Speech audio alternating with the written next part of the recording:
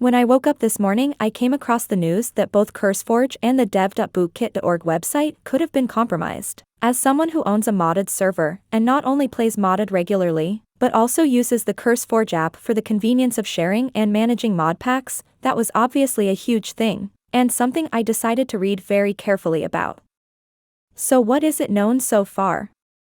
The article that was brought to my attention was from the Prism Launcher site itself. In this article, it explains that multiple groups have reported malware in some of their projects. It also says that it could be due to a security vulnerability from the Overwolf platform. The article also links to a different site with more news on the matter, as well as live updates on the research and progress they have been making regarding the malware. In this site, it explains how some mod packs were updated without the knowledge of the authors, adding a dependency on malicious mods.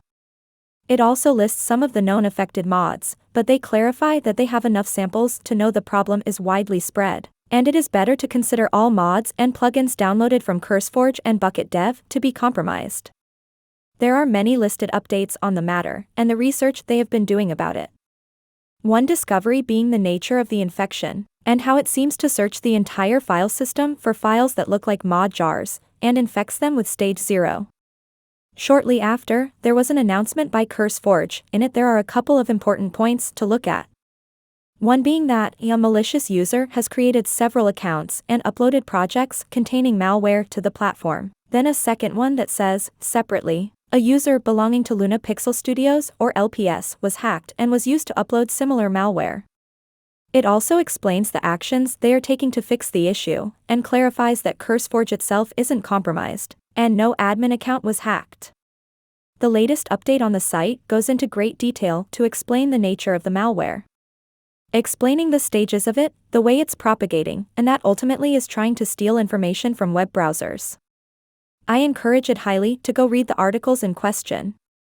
Even if you skip the timeline updates, the main article goes into great detail to explain the issue, what actions to take against it, and how to prevent yourself from being a victim of said malware.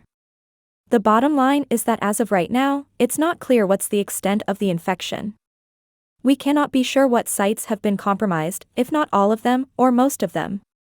It is highly encouraged to not update or download any mods, regardless of the origin.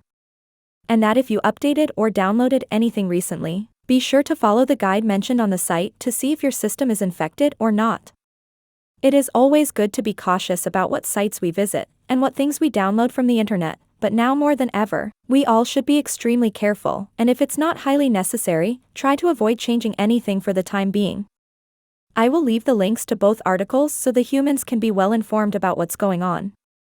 And pray that the issue is fixed shortly, and without much harm for everyone. Also, keep in mind that these articles have been made with short notice, and that any info given on them might change at any moment, as well as more info might show up in the next few days. So take all that is said very carefully. If there is a big update, I might pin down a comment with more info, but be sure to check those sites instead. I hope none of you humans get affected by all of this, and I will see you all in the next video, hopefully a happier one.